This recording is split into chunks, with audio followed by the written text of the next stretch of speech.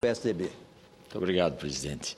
Senhor presidente, antes de entrar no tema do Nordeste, que o senhor está se especializando também e tanto participar das discussões, das preocupações, o Brasil como um todo mesmo, sendo digno representante do Mato Grosso do Sul, eu gostaria de chamar a atenção a algo que considero muito importante.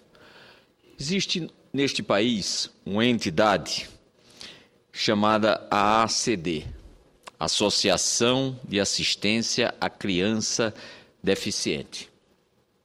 Senhor presidente, mas eu venho aqui também para alertar o fato de que a referida instituição está enfrentando dificuldades financeiras de grande monta, que poderão, no limite, prejudicar irremediavelmente as nobres atividades por elas desenvolvidas. A AACD, senhoras e senhores senadores, foi criado em 1950, quando a poliomielite vitimava uma parcela bastante expressiva da nossa população. É bem verdade que avançamos no combate a essa doença, mas existem outras ações que a AACD hoje desenvolve também. Naquela época, cumpre observar, praticamente não existia em nosso país um atendimento especializado às crianças e adolescentes com deficiências. Pessoas em tais condições não frequentavam escolas, não conseguiam emprego, viviam quase à margem da sociedade. Foi nesse cenário, senhor presidente, que o trabalho da AACD se impôs com toda a força do pioneirismo e continuou a ser desenvolvido com extrema dedicação por mais de 60 anos que seguiram a sua fundação. Hoje, a pujança da instituição reflete em 14 unidades de atendimento em plena operação. Campo Grande, Ibirapuera, Lar Escola, Moca, Osasco, Santana, Mogi das Cruzes e São José do Rio Preto, no estado de São Paulo. Recife, em Pernambuco. Poços de Caldas e Uberlândia, em Minas Gerais. Nova Iguaçu, no Rio de Janeiro. Porto Alegre, no Rio Grande do Sul e Joinville, em Santa Catarina. Temos ainda 2 unidades iniciando suas atividades. Uma delas em Vitória, no Espírito Santo, e a outra, senhoras e senhores senadores, no bairro de Bodocongó, na nossa querida Campina Grande, na Paraíba. Fruto de uma luta intensa de todos que amam aquela terra, sabedores da importância de um AACD para a Paraíba, para a Campina Grande e todo o interior da Paraíba, bem como os recursos para a sua construção. Grande parte foi arrecadada através de um programa do SBT, que proporcionou base dos recursos para a construção daquela unidade. Pois bem, senhor presidente, quando estiver em plena operação, a mesma evitará que pelo menos 450 crianças paraibanas precisem buscar assistência fora do Estado. Veja que ato humanista. 450 crianças, pelo menos, anualmente, deixarão de ter aqueles que eventualmente tivessem condição de buscar o tratamento fora do Estado da Paraíba. Auxiliando-os ao tratamento de patologia como lesão medular, acidente vascular cerebral, traumatismo crânioencefálico, amputações, doenças neuromusculares, paralisia cerebral, malformação congênita, esclerose lateral, amiotrófica, mielomeningocele e sequelas de poliomielite. Teremos médicos, terapeutas e técnicos de várias áreas da saúde, dedicados a avaliar cada paciente estimular e auxiliar na identificação de todo o seu potencial remanescente e, dessa forma, facilitar a sua inclusão social, superando as limitações impostas pela deficiência. Profissionais esses que, entre outros, as terapias que serão disponíveis, podemos citar a fisioterapia aquática, a terapia ocupacional, a fonoaudiologia, a psicologia, a pedagogia, a musicoterapia, a reabilitação pela arte e a reabilitação desportiva. Com cada profissional dessa área e várias na mesma área, devidamente treinado, qualificado e, consequentemente, estabelecendo-se uma rede que, sem dúvida nenhuma, serão agentes multiplicadores nos demais profissionais de todo o estado da Paraíba, não ficando apenas restrito àqueles que eventualmente vão ter a oportunidade e a felicidade de trabalhar na ACC, além dessa importância pedagógica que irá qualificar os outros profissionais do nosso estado. Como se vê, senhor presidente, um quadro de esperança renovadas que já se abriu para brasileiras e brasileiros em outras unidades da federação e que se abre a partir de agora, bem próximo, nesses 60 dias possivelmente, também para o povo da Paraíba. Ocorre, porém, que transformar esse sonho em realidade, além da dedicação dos que fazem ACD, do sonho nosso de paraibanos, precisamos e dependemos de recursos. Não muito, senhor presidente. A bem da verdade, não estamos falando aqui de valores astronômicos que essa casa está acostumada a ouvir, de bilhões, de milhões, de perdão, de ajuda, de gasto, de renúncia. Nós estamos falando aqui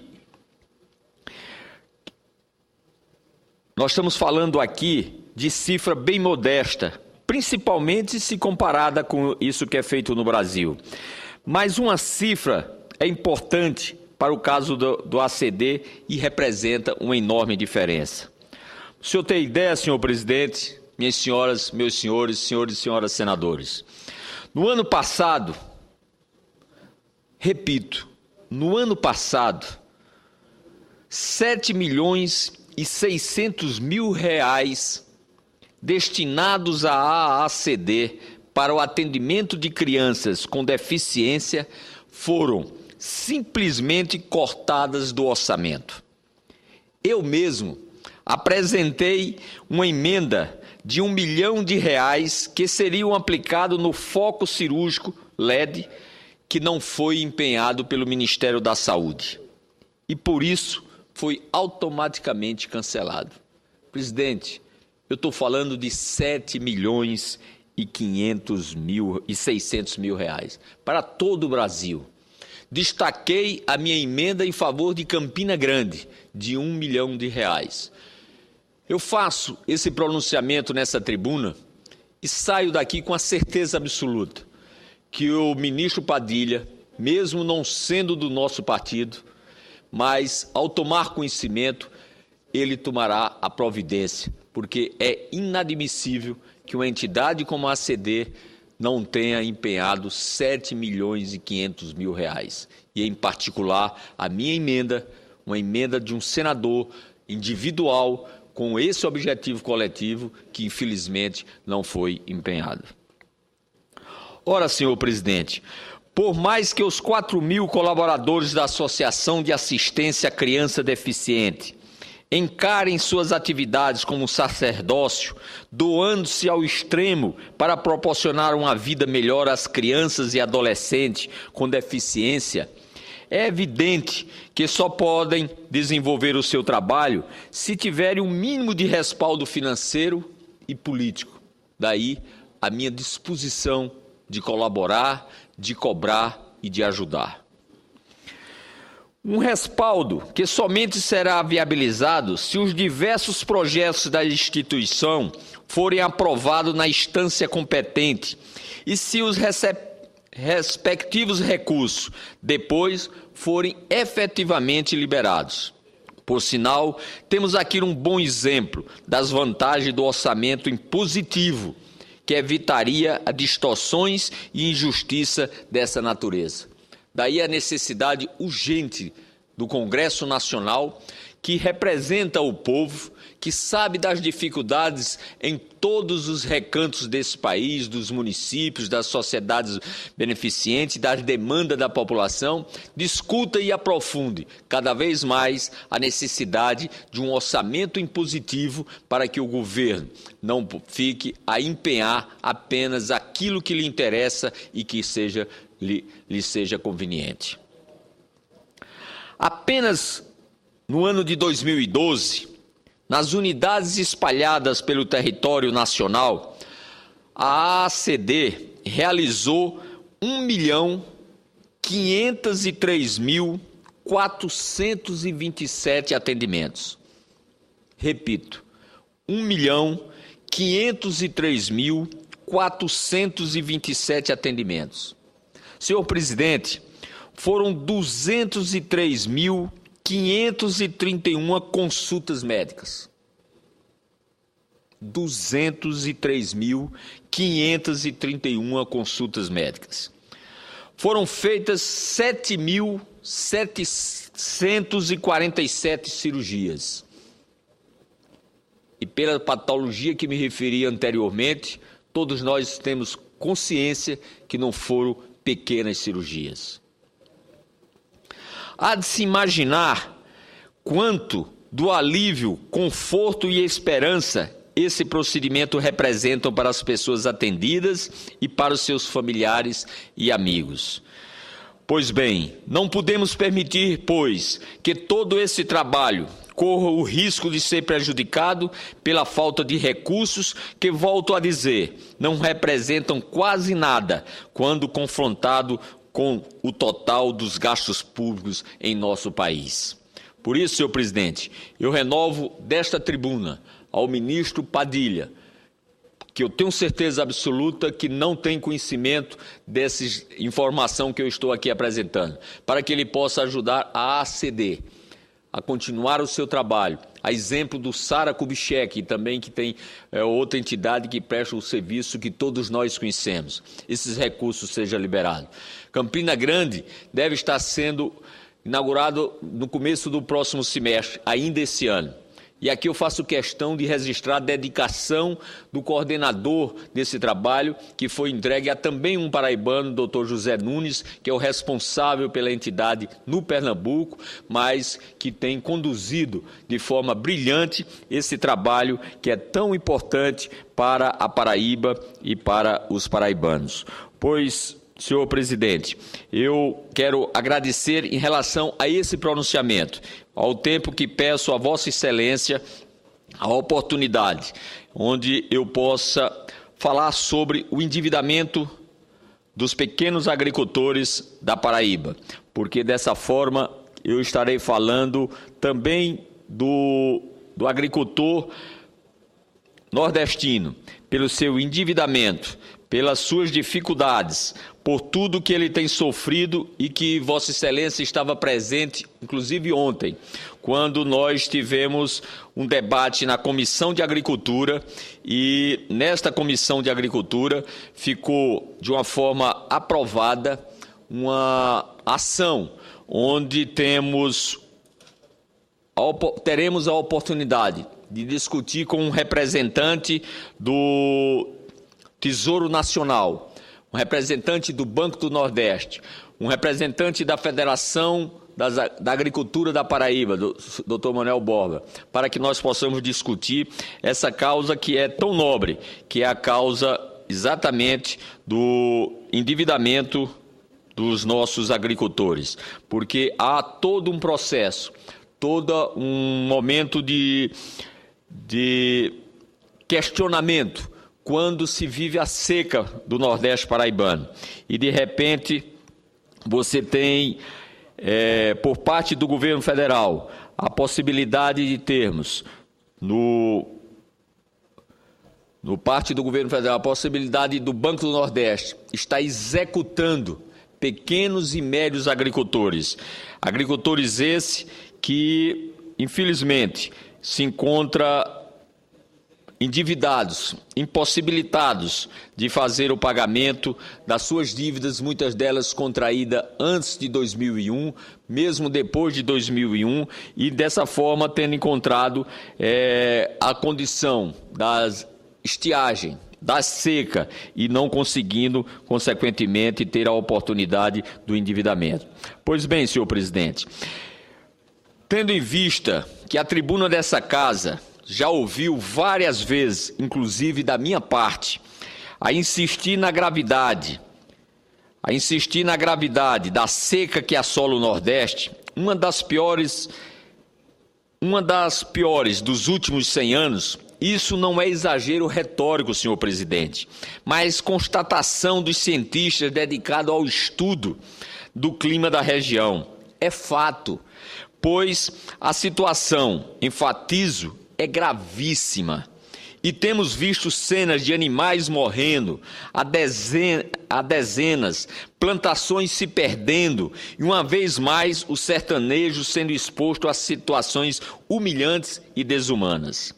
Além disso, nos últimos 30 anos, desde o início da década de 80, foram registrados 5 secas de grandes proporções, ou seja, em pouco mais de uma geração, o agricultor foi atingido pela seca repetidas vezes.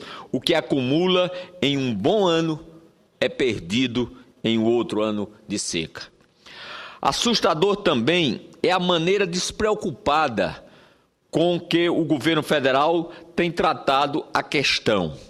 É de se perguntar quais são exatamente as ações que têm sido levadas a cabo pelo governo federal, no sentido de reduzir sofrimento do povo nordestino. Nós, sertanejos, não queremos esmola. Nós queremos ser tratados com respeito e dignidade e atenção que merecemos por parte do governo federal.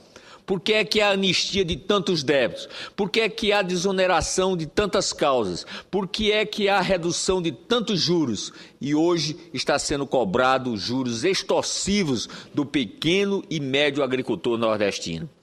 O presidente da Comissão de Agricultura, o senador Benedito Lira, ele disse que ontem, inclusive no seu pronunciamento, que estará pedindo que o Tribunal de Contas faça auditoria nos saldos devedores dessa dívida, que terá todo o nosso apoio, a nossa solidariedade, para que, ao ser verificado o crime financeiro que está se fazendo com esses agricultores, até porque esses valores já foram colocados no balanço do Banco do Nordeste como prejuízo. Portanto, não há essa necessidade de estabilização financeira para o banco, porque já está na conta prejuízo e parte desse recurso, se não a totalidade, é do Tesouro Nacional.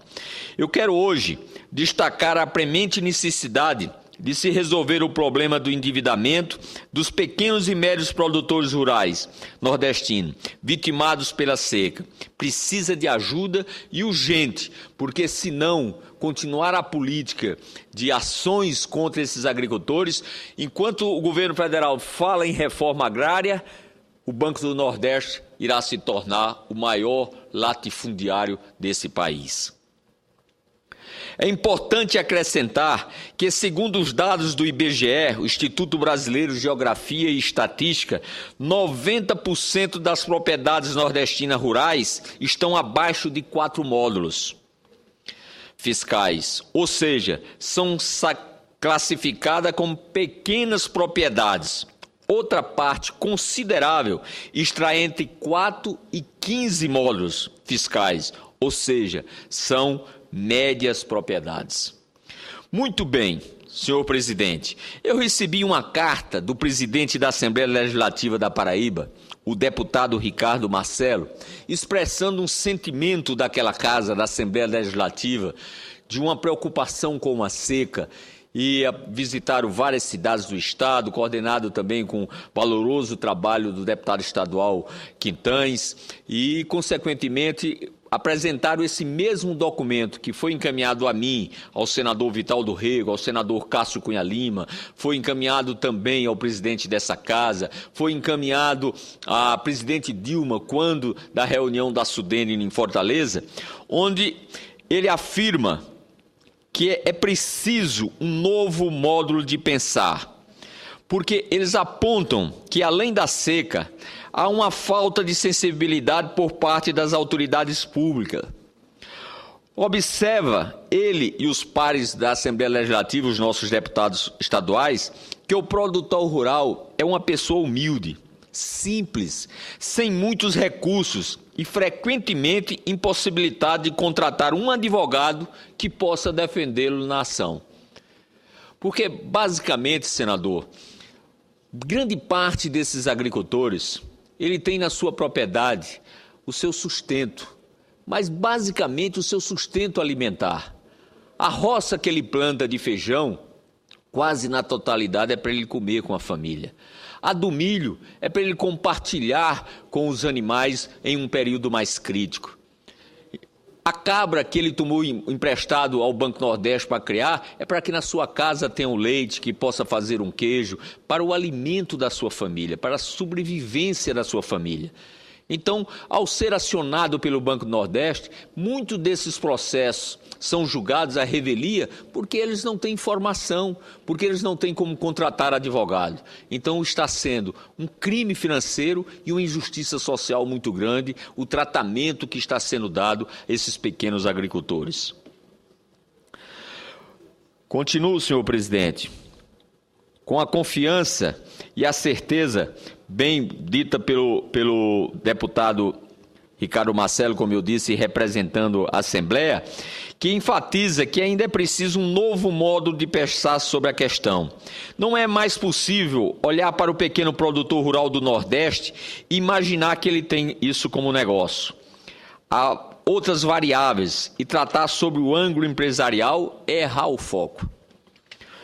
Como bem observa o produtor rural e estudioso do semiárido nordestino, Manelito Dantas Vilar, que teve a capacidade, inclusive, de fazer estudo, pesquisa, desenvolvimento genético para que possa ser desenvolvido no Nordeste, raças de caprino e de bovino, que seja produtor de leite e que seja também produtor de carne, com rusticidade, com capacidade de enfrentar as adversidades climáticas da nossa região, que Manelito Vilar, o Brasil o conhece como referência, que é de Itaperoá, na Paraíba. Desde a grande seca de 1970, a irregularidade das chuvas levou à elaboração de 34 projetos. Segundo ele, todos tecnicamente pobres e de duração efêmera e, portanto, ineficaz para combater a seca. Ainda observa ele que entre as regiões do semiárido, o Nordeste do Brasil é a única para a qual não foi estabelecida uma adequada equação tecnológica de uso das suas terras. Ao se lidar com um produtor rural nordestino, é preciso também focar a questão social e a questão ambiental. O Manelito tem uma frase que, quando eu fui vice-governador ao lado de Ronaldo, conversando com ele, a gente discutindo já naquela oportunidade o problema da seca, ele dizia: o grande erro dos governos é querer combater a seca. Nós temos que conviver com a seca, desenvolver projetos tecnológicos, desenvolver pesquisa onde nos permita exatamente a convivência com a seca. Quer seja na parte hídrica, quer seja na parte de raças resistentes, né, como eu fiz referência anteriormente, quer seja de plantações também resistentes às condições climáticas que nós temos, mas a presença do governo atuando na área social como precisa, na área ambiental e também ajudando as pessoas a ter a consciência de como proceder naquela região. Por isso, eu reforço a ideia de que o combate à seca precisa de novas abordagens que possam oferecer soluções definitivas, uma das quais passa obrigatoriamente pela resolução das dívidas do pequeno e médio produtores rurais do Nordeste. Isso é urgente, eu tenho falado nisso toda semana, outros senadores têm também usado dessa tribuna, têm tido reuniões e vamos ter agora a audiência pública que foi com o meu agradecimento a todos os senadores presentes, aprovado na Comissão de Agricultura. O deputado Ricardo Marcelo, ainda representando os seus pares, em seu ofício apresenta também sugestões de como devem ser os princípios e as premissas para se lidar com o problema da dívida. A sugestão da Assembleia da Paraíba diz o seguinte: dentre os princípios sugeridos por ele, eu destaco em primeiro lugar a ideia de conferir tranquilidade ao produtor rural, por meio da suspensão do vencimento das dívidas, de pelo menos 365 dias, bem como as execuções em curso.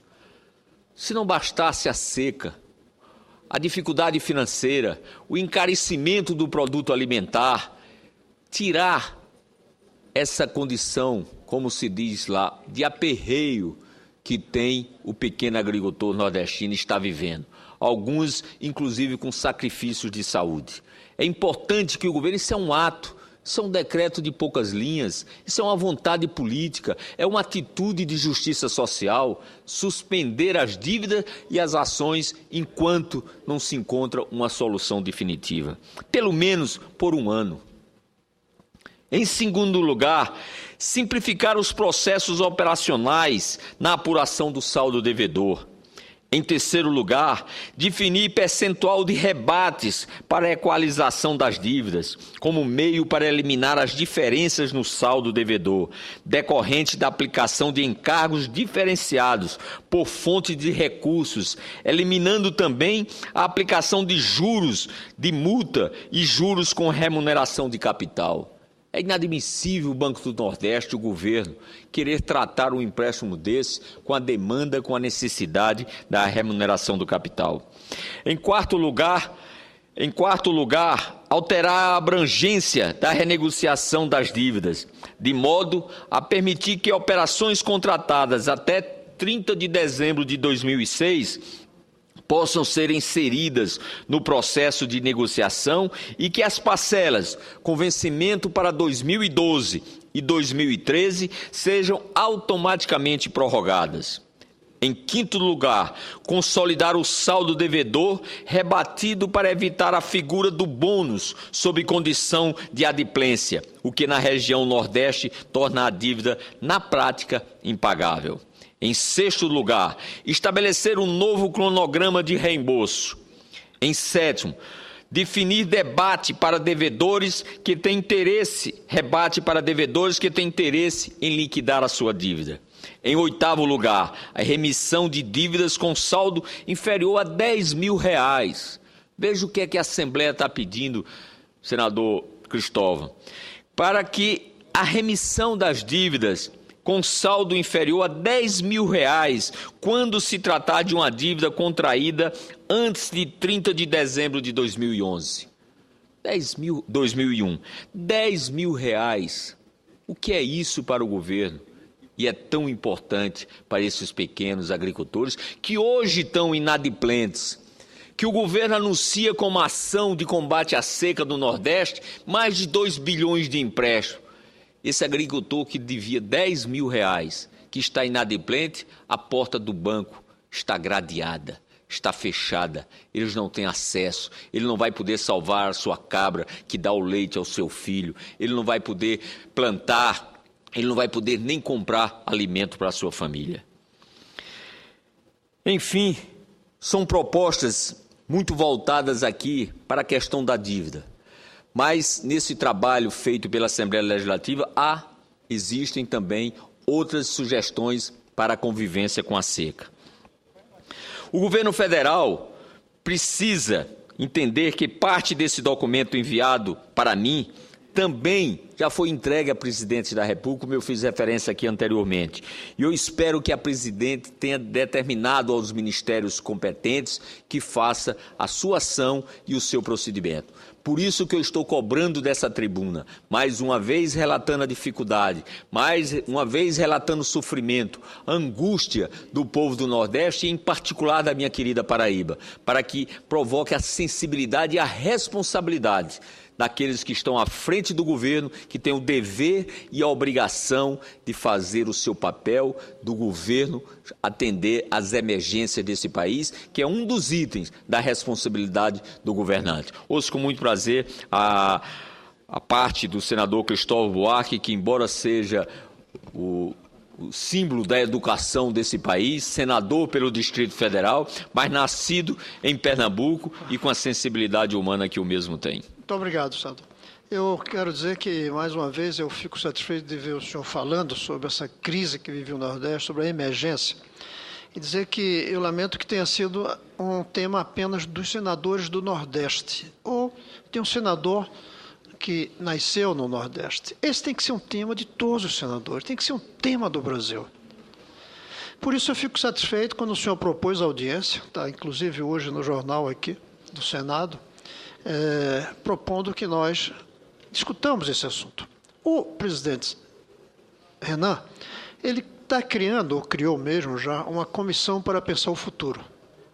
Que eu acho que é uma coisa muito interessante. Em vez de ficar só agricultura, saúde, educação, a gente tem uma comissão para pensar o futuro. E eu, pensando, quando vi isso, eu digo, a gente devia começar por pensar o futuro do Nordeste. Mas quando o senhor fala aí da necessidade de um enfoque novo, eu acho que até o Nordeste a gente deve pensar no enfoque novo.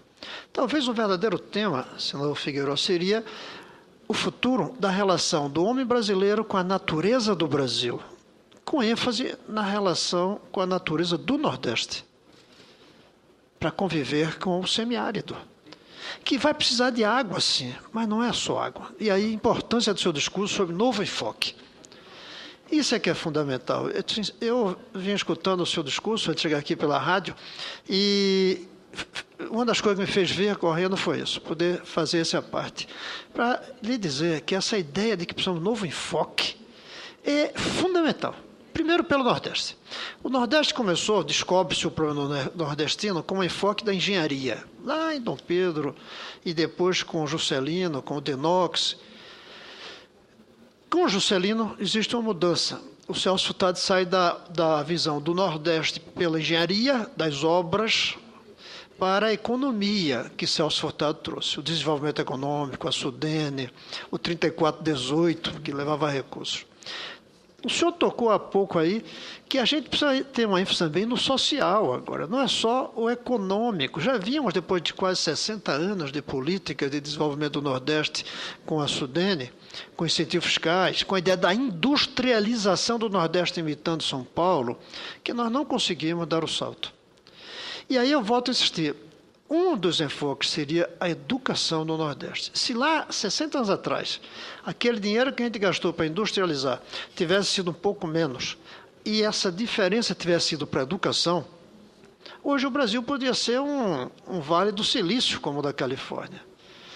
Hoje o Nordeste podia até conviver com a seca por estar produzindo alta tecnologia, inclusive alta tecnologia a serviço de resolver o problema da seca. Essa ideia da novo enfoque, eu acho que a gente precisava insistir mais, eu gostaria até de conversar com o senhor. Esse novo enfoque nós precisamos de em tudo. Por exemplo, a segurança. Existe o enfoque da cadeia, depois do crime cometido, ou o enfoque da escola, do emprego, da renda, antes do crime cometido. A saúde. Existe o enfoque do hospital, depois da doença, ou o enfoque da prevenção, como aqui no meu governo fez com saúde em casa. Então, nós temos enfoques diferentes. Quer ver outro? Engraçado é que a gente não pode ficar contra o hospital, não pode ficar contra a cadeia, mas não é a saída. As bolsas, que eu tive um papel fundamental na criação. Ninguém pode ficar contra a Bolsa Família. Imagine o Brasil sem Bolsa Família. Mas o enfoque está errado. O enfoque é como é que a gente vai fazer com que no Brasil nenhuma família precise de bolsa. Essa é a pergunta. O enfoque está na pergunta. Uma pergunta é, qual é o valor da bolsa para que uma família não passe fome? A outra pergunta é, como é que eu faço para que a família não precise da bolsa para sair da fome? Nós estamos prisioneiros de enfoques antigos. Para mim, esse é o ponto central do seu discurso, que quando eu vi, eu disse, eu vou estar lá. Porque esse é um chamamento que o senhor está fazendo. Na verdade, não está fazendo mais de um chamamento, está fazendo um chamamento ao problema emergencial, o senhor usou a expressão emergência, e a gente não pode esquecer a emergência, por isso que as bolsas são tão importantes, porque quem está com fome hoje não pode esperar medidas que lhe deem independência, até porque, na verdade, falando com toda tristeza, mas procurando ser lúcido, a solução para abolir a necessidade da Bolsa não está no adulto de hoje, mas nos filhos deles. É através dos filhos que a gente vai abolir a necessidade de Bolsa no futuro, quando esses filhos crescerem. Então, a emergência tem que ser atendida. Por isso, precisamos de mais cadeia, para os crimes que estão sendo cometidos hoje. Mas nós precisamos encontrar um caminho de que esse país fique pacífico. E aí, outra vez, o enfoque. Existe o enfoque da segurança e o enfoque da pacificação. Esse é que deve ser o enfoque de quem pensa o futuro. E eu espero que nessa comissão que o presidente Renan está criando, a gente possa discutir os problemas do Brasil com um novo enfoque. Um desses novos enfoques, e continua a emergência da sua audiência. Mas nesse novo enfoque seria como é que o povo do brasileiro convive com a natureza do Brasil, com os pampas do Rio Grande do Sul, com a realidade da Amazônia, com a realidade do Nordeste. E aí, o senhor falou bem, existem experiências bem-sucedidas. Em Afogados de Ingazeira, um amigo meu, chamado José Arthur Padilha, tem uma pequena unidade de produção agrícola onde ele sobrevive à seca. Como eu digo para ele, porque as obras que ele faz, ele conversa com o vale. Ele pergunta onde é que a água quer ir e quer ficar quando ela está por lá. E foi fazendo pequenas obras. Outra coisa, usando o produto, a agricultura compatível com pouca água, como faz Israel. Usando os animais compatíveis, como nós sabemos que alguns resistem. Existem os cactos que resistem, e existem as cabras também que resistem. Existe a resistência no mundo vegetal e no mundo animal. Nós temos que falar com a natureza, conversar e não querer arrogantemente dominá-la para que ela se comporte como a gente quer, para fazer aquilo que a gente sabe que tem mais mercado no exterior. Eu temo que qualquer dia desses a saída para o Nordeste seja defendida a plantar soja. E a gente vai votar o mesmo da cana-de-açúcar. Só que em vez de açúcar, que tenha pelo menos um grauzinho de indústria, é a soja, que é basicamente agrícola, apesar de ter um alto conteúdo tecnológico na sua produção em áreas como o próprio Cerrado. Agora mesmo eu vi que estão querendo plantar cana na Amazônia. É um contrassenso você, em vez de procurar explorar a própria madeira da Amazônia, explorar, mas veja que eu não estou propondo conservar a floresta como ela é. Usar a madeira, replantando, convivendo, quer se plantar soja. Eu quero parabenizar. Todo o seu discurso foi bom, mas eu quero parabenizar por esse chamamento. A necessidade de um novo enfoque para observar, analisar e propor soluções para os nossos problemas. Se tem alguém a agradecer aqui, senador Cristóvão, certeza absoluta que sou eu, pelo enriquecimento da parte de Vossa Excelência, onde aproveita com a visão que o senhor tem de futuro, exatamente colabora para que a gente possa agir num item que é fundamental. Nós já tivemos experiências administrativas e sabemos mais do que ninguém do que administrar é ter ações emergenciais quando necessárias. É gerenciar o dia a dia das rotinas que a sua obrigação assim exige. Mas mais do que esses dois, que são também importantes, é você planejar o futuro. Esse tripé é o dever e a obrigação de quem tem responsabilidade para que esse país seja um país mais justo, mais humano e mais solidário. Vossa Excelência falou no novo foco da visão da relação do Nordeste. Pouco antes, quem me antecedeu, o senador, presidente Badaró, ele fazia exatamente a preocupação com o Pantanal no Mato Grosso.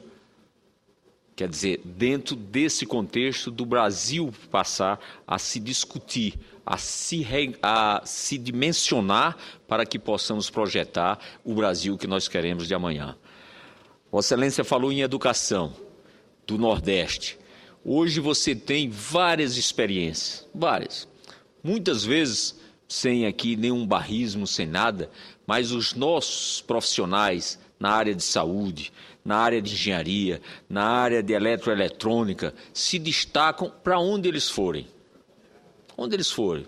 Foi em São Paulo, boa parte dos médicos de alta qualidade são nordestinos. Se for para qualquer canto. Tecnologia, nós temos uma Campina Grande hoje que é comparável em termos tecnológicos a São Carlos, em São Paulo. A universidade que foi desenvolvida, porque teve a oportunidade de Linaldo Cavalcante como reitor da universidade, que o senhor teve a oportunidade de conhecer, de exatamente dar essa contribuição do futuro. O Manelito Vilar, que eu fiz referência aqui, que eu dei o testemunho sobre a sua vida, chegou a desenvolver raças no Nordeste, quando não tinha ainda a ciência que nós temos hoje em termos de melhoramento de raça para desenvolver tanto ovinos caprinos como bovinos resistentes e que pudesse conviver com a diversidade climática da nossa região. A educação é fundamental. Eu me recordo que, infelizmente, eu só tive o prazer de ser prefeito da cidade de João Pessoa, o senhor como ministro em 1 ano e meio, eu acredito, no início do governo Lula. Mas o senhor assumiu querendo enfrentar, entre outros itens da educação, o analfabetismo. Naquela oportunidade, João Pessoa era dimensionado com 40 mil analfabetos, uma cidade de 550 a 60 mil habitantes, uma capital de um estado. E nós fizemos um programa com o apoio, a solidariedade do senador, então ministro da Educação, e o meu secretário era o professor Neroaldo Pontes, que também tinha sido reitor da Universidade Federal da Paraíba, e conseguimos alfabetizar 10 mil em 1 ano. Por quê? Porque nós sabíamos da importância, tínhamos a vontade política e tivemos o apoio financeiro para fazer. Eu cheguei aí, porque a minha origem é na construção civil, e foi na Paraíba que nós criamos a Escola Peão, que o dono de uma construtora, eu era presidente do sindicato da construção civil, o dono da construtora cedia 1 hora de trabalho do trabalhador da construção civil, ele ficava mais 1 hora, e no canteiro de obra ele era alfabetizado. Essa experiência, quando prefeito, nesse programa de zerar o analfabetismo, nós fizemos isso. Eu fui a prédios, a condomínios, pedi numa reunião de condomínio que ele cedesse o salão de festa para que aquele salão de festa virasse uma sala de aula para os empregados do condomínio que não fossem alfabetizados ou da vizinhança pudessem ser alfabetizados. Por isso que nós conseguimos, em 1 ano, alfabetizar 10 mil na cidade de João Pessoa. Então, essa visão de futuro é que é fundamental. Concordo plenamente com a questão da Bolsa. Hoje, a Bolsa Família não é patrimônio de governo nenhum. É uma necessidade daqueles que precisam.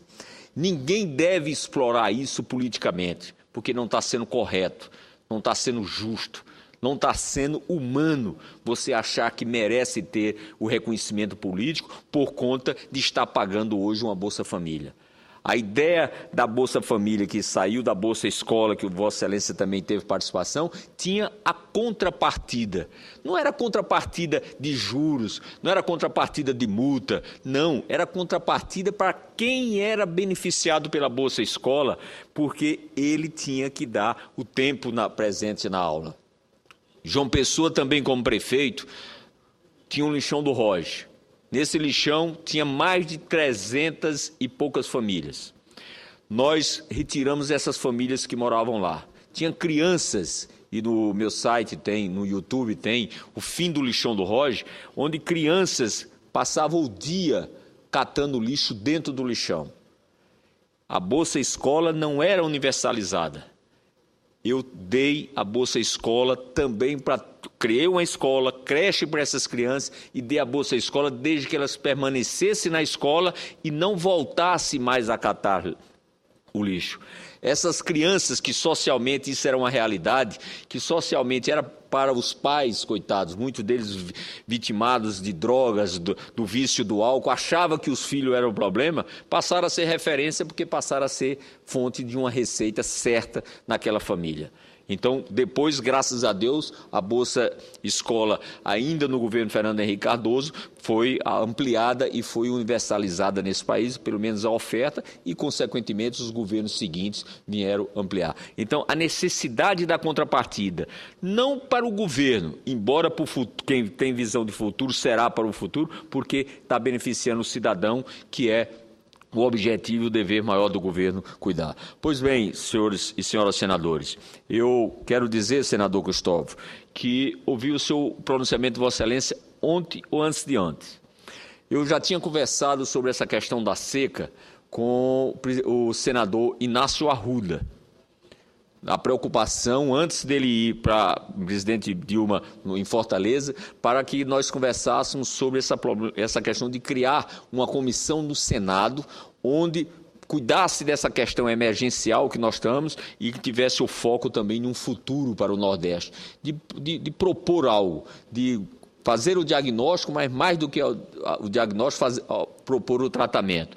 E essa semana, retomando esse assunto, essa preocupação, o senador Cristóvão fez uma referência a uma fala da senadora Lídice da Mata, convocando essa casa para que nós criássemos essa comissão. E eu quero dizer a Vossa Excelência que, lhe dando o crédito, que eu apresentei, tá certo, a essa casa exatamente o pedido de criação de uma comissão especial onde tenhamos a oportunidade, já que essa casa tem comissão que acompanha, tem as permanentes, tem as temporárias, mas essa é uma comissão, não uma subcomissão, mas uma comissão da casa para que a gente possa diagnosticar, fiscalizar, cuidar e propor do Nordeste brasileiro com essa visão de um futuro melhor. Meu muito obrigado, senhor presidente, e que Deus proteja a todos.